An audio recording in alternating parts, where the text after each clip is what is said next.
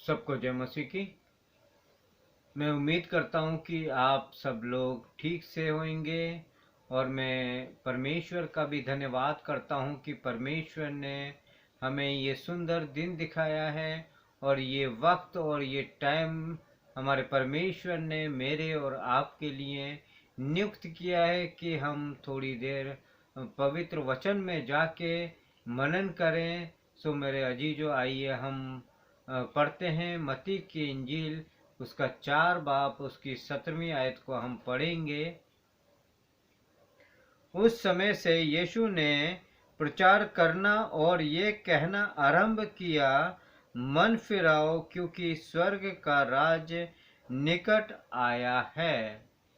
सो मेरे अजीजों, आज से 2000 साल पहले जब हमारा प्रभु यीशु मसीह इस संसार में आया था और उसने सेवा शुरू की थी, जब हमारा प्रभु यीशु मसीह 30 साल का था और उसने पहली बार प्रचार करना शुरू किया और पहली बार उसने कहा कि मन फिराओ।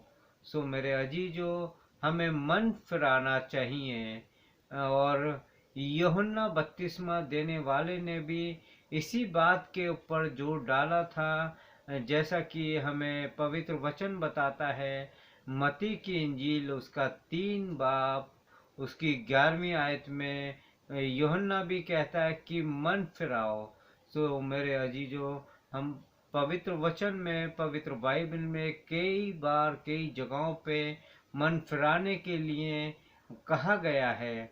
तो आजकल बहुत से लोगों ने मन फिरा लिया है और बहुत से लोग हैं जिन्होंने अभी तक मन नहीं फिराया है और वो अपने मन के हिसाब से, अपने मन के अनुसार इस संसार में चलते हैं और अपने मन की बातों को ही सुनते हैं, हमारे प्रभु यीशु मसीह की बातों को नहीं सुनते। और वो सोचते हैं कि हम अपने मन की बातों को सुन रहे हैं तो हम बहुत ही अच्छा कार्य कर रहे हैं, चाहे उनसे कितने भी बड़े बड़े लोग क्यों ना हो। वो समझाएं कि भाई ऐसा ठीक नहीं है, ऐसा गलत है, ऐसा करने से आपको परेशानी होगी, ऐसा करने से आपका जीवन नष्ट हो सकता है। लेकिन वो नहीं समझते हैं, वो अपने मन की ही सुनते हैं। जैसा हमारा पवित्र वचन भी कहता है, लूका की इंजील उसका 13 बाब उसकी 3री आयत में, मैं तुमसे कहता हूँ कि नहीं, परंतु यदि तुम मन ना फिराओगे तो तुम सब भी इसी रीति से नष्ट हो जाओगे। सो मेरे अजीजों, हमारा पवित्र वचन भी कहता है कि अगर तुम मन के अनुसार चलोगे, मन की बातों को सुनोगे, अपना मन लगाओगे इस संसार में, तो तुम भी नष्ट किए जाओगे। मेरे अजीजों, बहुत से लोग हैं जो कि अपने मन के ही हिसाब से चलते हैं। हम बाइबल हमें बताती है, कई जगहों पे बाइबल ने हमें बताया है और कहा है कि मन तो धोखा देता है। तो मेरे अजीजों, आइए हम पढ़ेंगे यिर्मयाह उसका 17 बाब उसकी 9वीं आयत में, मन तो सब वस्तुओं से अधिक धोखा देने वाला होता है, उसमें साध्य रोग लगा है। मन हमेशा हमें धोखा देता है। हमारा परमेश्वर, हमारा यीशु मसीह हमें कभी भी धोखा नहीं दे सकता है। मन है हमारा, वो हमेशा हमें धोखा देता है। हम बहुत से बार, कई बार हम लोग ऐसे ऐसे कार्य कर जाते हैं जिससे कि हमें बहुत बड़े बड़े धोखे मिलते हैं। अपने मन की बातों को हम सुन लेते हैं, फिर भी हम लोग नहीं सुधरते हैं, फिर भी हम लोग परमेश्वर के बताए हुए मार्गों पे नहीं चलते हैं। जैसा कि बाइबल में बहुत से लोगों ने अपने मन के हिसाब से, अपने मन के अनुसार चले हैं और उन्होंने बहुत सा धोखा खाया है, फिर भी वो नहीं सुधरे और लास्ट में इसका अंत नष्ट ही होता है। जैसा कि आप सभी लोग जानते हैं, जब नोमी ने बेथलेम छोड़ा था, उस टाइम पे बेथलेम छोड़ के मुआब देश को गई थी वो, और उसका पति भी उसके साथ में गया था। और वो एक बेथलेम तो जो ऐसी जगह थी जो कि रोटी की जगह थी, उन्हें भरपूर रोटी मिला करती थी, उन्हें हर एक सुख मिला करता था। लेकिन उन्होंने अपने मन की सुनी और अपने मन के अनुसार उन्होंने बेथलेम को छोड़ दिया। और जब अपने पति के साथ में वो मुआब देश को गई, और वो बेटे बड़े हुए, बड़े होने के बाद उन बेटों की शादी हुई। शादी होने के बाद वो नोमी थी जो कि विधवा हो गई थी, और कुछ टाइम बाद उसके दोनों बेटे मर गए थे। उसकी दोनों बहू भी विधवा हो गई थी। जब वो नोमी बहुत दुखी और परेशान रहने लगी, तो नोमी ने अपनी बहुओं से कहा कि बेटियों, तुम अपने अपने मायके चली जाओ। लेकिन मेरे अजीजों, उनमें से एक बहू ने तो कहना मान लिया, और एक बहू तो अपने मायके चली गई। लेकिन दूसरी बहू नोमी के साथ ही बेथलेम लौट जाना चाहती थी, और वो बेथलेम को नोमी के साथ में लौटी। जब बेथलेम पहुंची, तो वहाँ पर जाके वहाँ के गांव के लोगों ने, बेथलेम के लोगों ने कहा कि नोमी आ गई है, नोमी आ गई है। और पूरे गांव में शोर मचा दिया और हल्ला मचा दिया कि नोमी आई है, नोमी आई है। तो मेरे अजीजों, नोमी ने मना कर दिया कि मेरे को नोमी मत कहो। सो मेरे अजीजों, वो वो बहुत टाइम से नोमी को बहुत टाइम हो गए थे जब नोमी बेथलेम छोड़ के चली गई थी। जब वो वहाँ पर वापस लौटी नोमी, तो वहाँ पर लोगों को उसने कहा मेरे को नोमी मत कहो, क्योंकि परमेश्वर ने मेरे लिए कड़वाहट की है, और मेरे को नोमी मत कहो, मेरे को मारा कहो।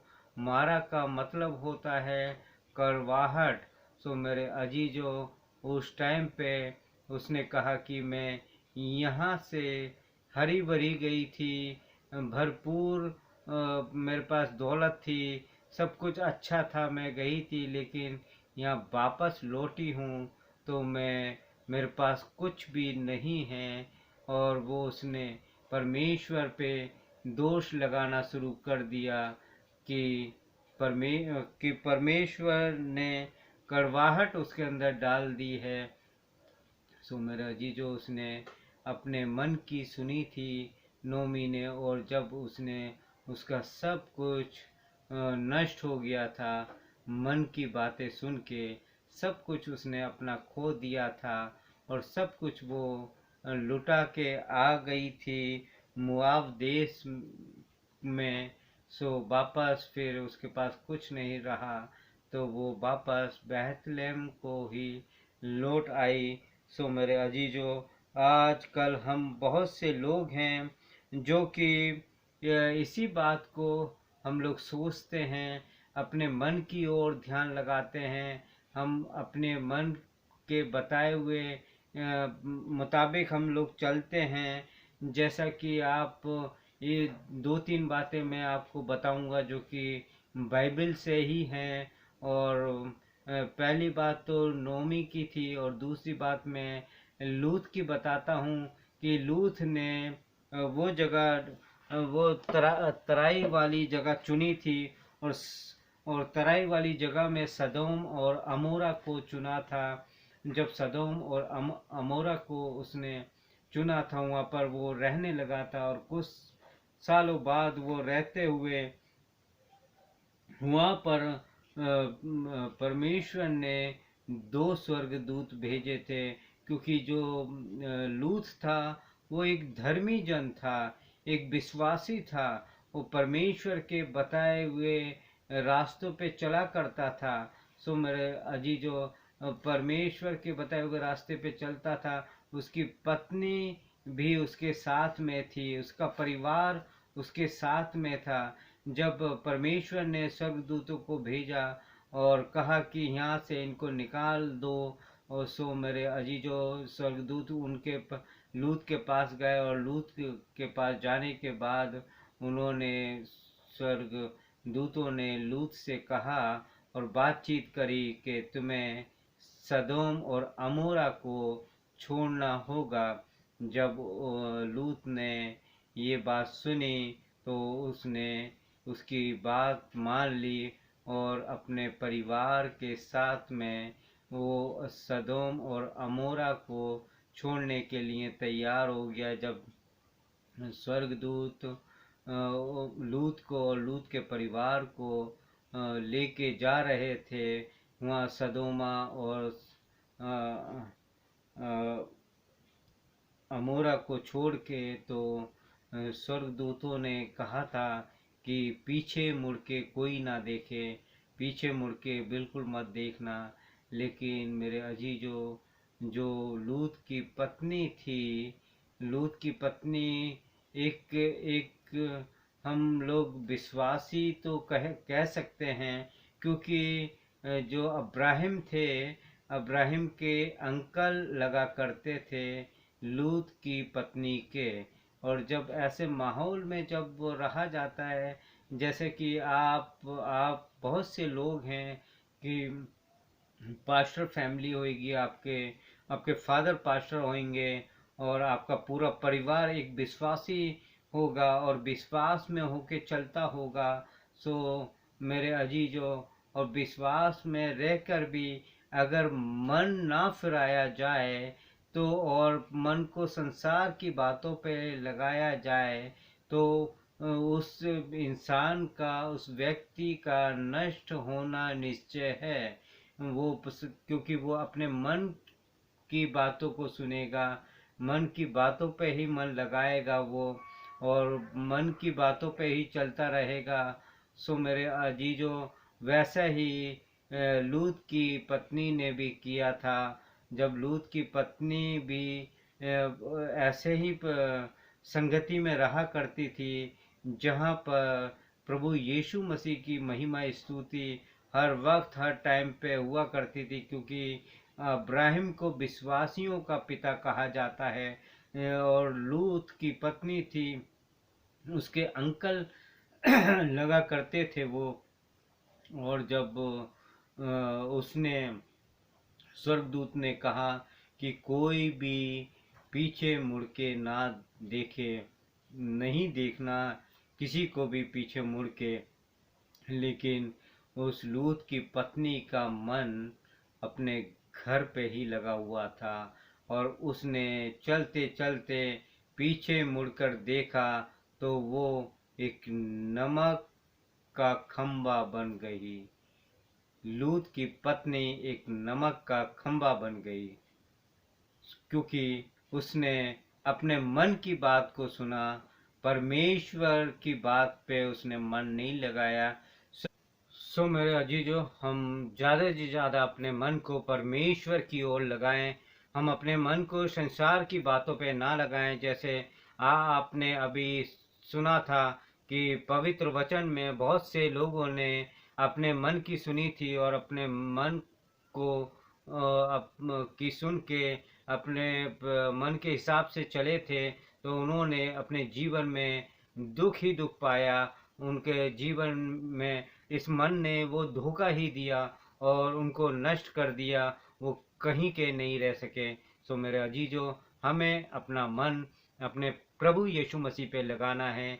वही हमारा उद्धार करेगा, वही हमारा कल्याण करेगा। मेरे अजीजों, उसने मेरे और आपके लिए अपना पवित्र लहू क्रूस पे बहा दिया, ताकि मैं और आप पापों से बचाए जा सकें, हमारा उद्धार होने पाए, हमारा कल्याण होने पाए। और मेरे अजीजों, हमें अपने मन को परमेश्वर की ओर लगाना है, संसार की बातों की ओर नहीं लगाना। अगर हम संसार की बातों की ओर अपने मन को लगाएंगे तो हमेशा हमें धोखा ही धोखा मिलेगा और हम नष्ट किए जाएंगे। सो मेरे अजीजों, हम चाहते हैं कि इस संसार में कोई भी नष्ट ना होने पाए और सब हम लोग स्वर्ग में अपने प्रभु यीशु मसीह के साथ उठा लिए जाएं और हम लोग स्वर्ग में जाएं, जहाँ जहाँ पर ना ही रोना पीटना, ना ही कोई कलेश, ना कोई बीमारी, ना कोई महामारी होगी, पर खुशियाँ ही खुशियाँ होंगी। सो मेरे अजीजों, आप सभी लोगों को जय मसीह की।